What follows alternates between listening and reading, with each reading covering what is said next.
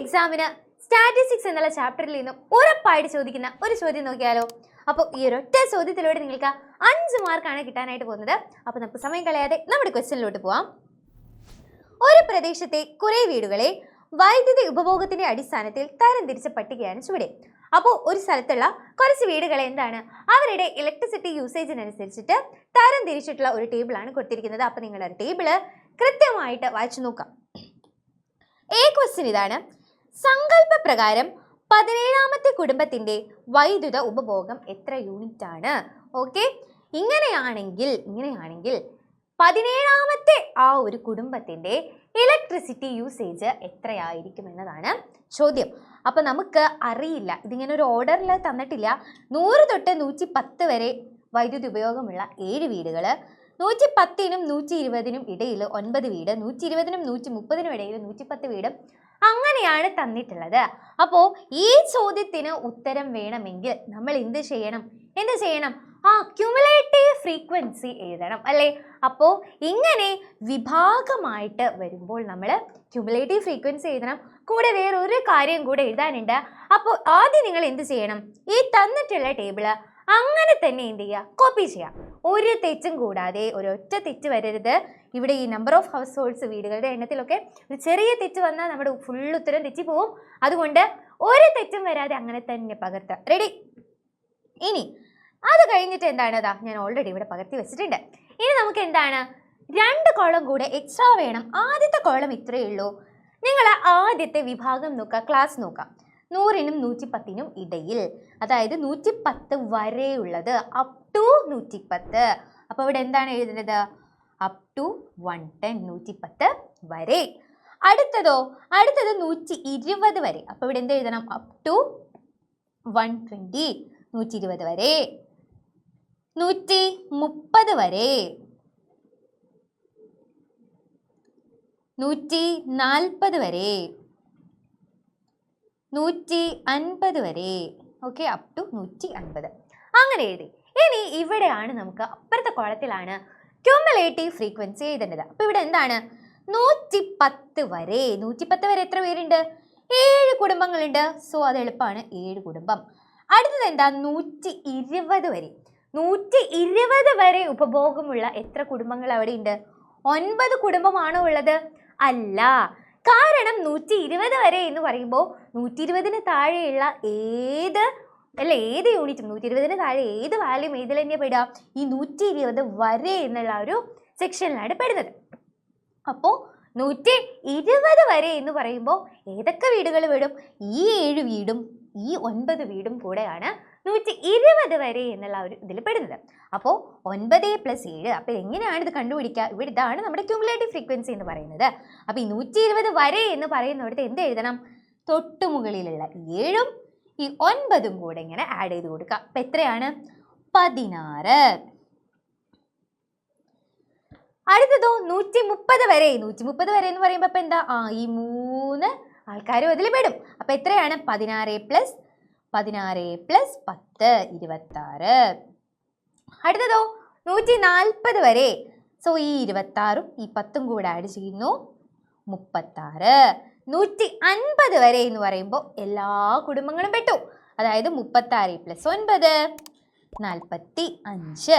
അപ്പം നമുക്ക് മനസ്സിലായി ആ ഒരു പ്രദേശത്ത് 45 കുടുംബങ്ങളുടെ വിവരമാണ് നമുക്ക് തന്നിട്ടുള്ളത്.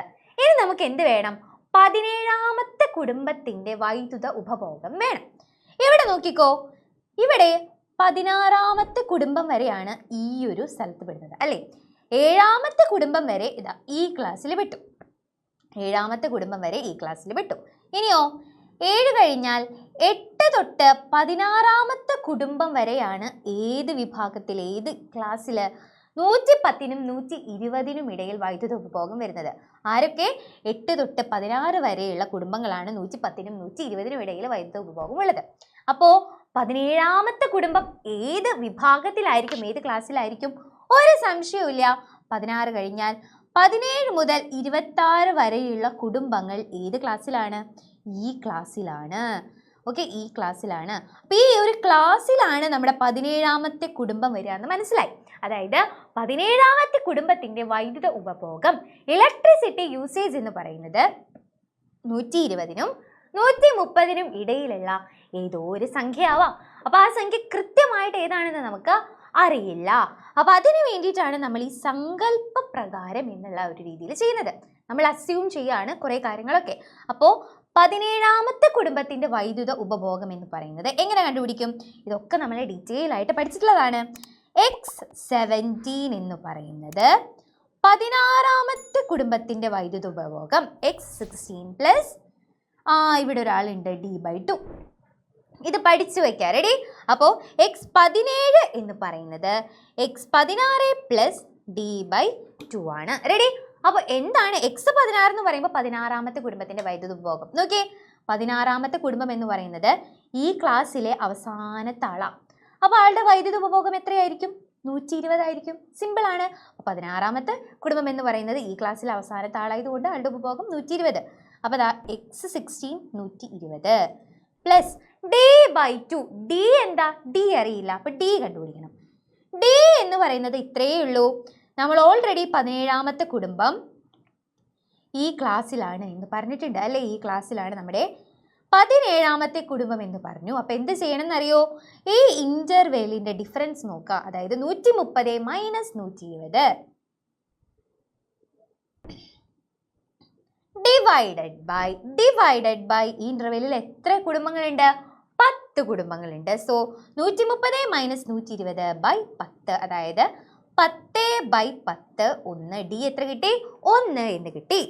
ക്ലിയർ? അപ്പോൾ അതാ ഇവിടെ 1 കൊടുത്തു, ഡിയുടെ അവിടെ 1 കൊടുത്തു. 1/2, അതായത് 120 പ്ലസ് 0.5, അതായത് 120.5. അപ്പോൾ നമുക്ക് എന്ത് കിട്ടി? 17ാമത്തെ കുടുംബത്തിൻ്റെ വൈദ്യുത ഉപഭോഗം 120.05 യൂണിറ്റ് എന്ന് കിട്ടിയിട്ടുണ്ട്. അടുത്തത് എന്താണ്? മധ്യമ ഉപഭോഗം കണക്കാക്കുക. അപ്പോൾ മധ്യമ ഉപഭോഗം എന്ന് പറയുന്നതിൽ എന്താണ്? കൃത്യം നടുവിൽ വരുന്ന ആ വീടിൻ്റെ ആ ഒരു കുടുംബത്തിൻ്റെ ഉപഭോഗമാണ്, വൈദ്യുത ഉപഭോഗമാണ് നമുക്ക് കണ്ടുപിടിക്കേണ്ടത്. അപ്പോൾ 45 വീടുകളുണ്ട്. അപ്പോൾ മിഡിലായിട്ട് വരുന്നത് എത്രാമത്തെ വീടായിരിക്കും? 45 എന്ന് പറയുന്നത് ഒരു ഒറ്റ സംഖ്യയാണ്, ഓഡ് നമ്പർ ആണ്. അപ്പോൾ എന്ത് ചെയ്താൽ മതി? 45 പ്ലസ് 1, ബി ക്വസ്റ്റ്യൻ ആണ് ചെയ്യുന്നത്. 45 പ്ലസ് 1/2, ഒറ്റ സംഖ്യയാണെങ്കിൽ അതിനോട് 1 കൂട്ടുക, /2 ചെയ്യാം. അപ്പോൾ എത്രയാണ്? 46/2, അതായത് 23. 23ാമത്തെ വീടിൻ്റെ വൈദ്യുതി ഉപഭോഗം എത്രയാണോ അതാണ് നമ്മുടെ മധ്യമ ഉപഭോഗം. അപ്പോൾ നമുക്ക് കണ്ടുപിടിക്കേണ്ടത് എന്താ? 23ാമത്തെ വീടിൻ്റെ വൈദ്യുത ഉപഭോഗം X23. അപ്പോൾ നോക്കാം, X23ാമത്തെ വീട് ഏത് ഇൻ്റർവെല്ലിലാണ്, ഏത് വിഭാഗത്തിലാണ് വരുന്നത്? ദാ ഈ ഒരു വിഭാഗത്തിൽ തന്നെ ആയിരിക്കില്ല 23ാമത്തെ വീടും വരുന്നത്. 17 തൊട്ട് 26 വരെയുള്ള വീടുകളൊക്കെ ഏതാ? ഈ ഒരു ഇൻ്റർവെല്ലിലാണ്. സോ നമ്മുടെ 23ാമത്തെ വീടും എന്ത് തന്നെയാണ്? ഈ ഒരു ഇൻ്റർവെല്ലിലാണ്. റെഡി? അപ്പോൾ എളുപ്പമായി നമ്മൾ ഓൾറെഡി ഈ ഇൻ്റർവെല്ലിലെ ഒരാളെ കണ്ടുപിടിച്ചിട്ടുണ്ട്. 17ാമത്തെ വീടിൻ്റെ ഉപഭോഗം കണ്ടുപിടിച്ചിട്ടുണ്ട്. അപ്പോൾ എങ്ങനെയാണ് ഇത്? നമ്മൾ ശരിക്കും എന്താ? സമാന്തര ശ്രേണി, അരിത്തമെറ്റിക് പ്രോഗ്രഷൻ പോലെയാണ് ചെയ്യുന്നത്. എന്താണ്?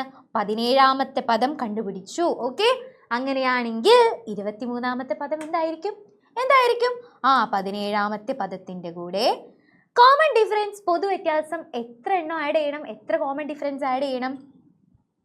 6 കോമൺ ഡിഫറൻസ് ആഡ് ചെയ്താൽ മതി അല്ലേ? അപ്പോൾ സിമ്പിളായി X17 നമ്മൾ ഓൾറെഡി കണ്ടുപിടിച്ചു.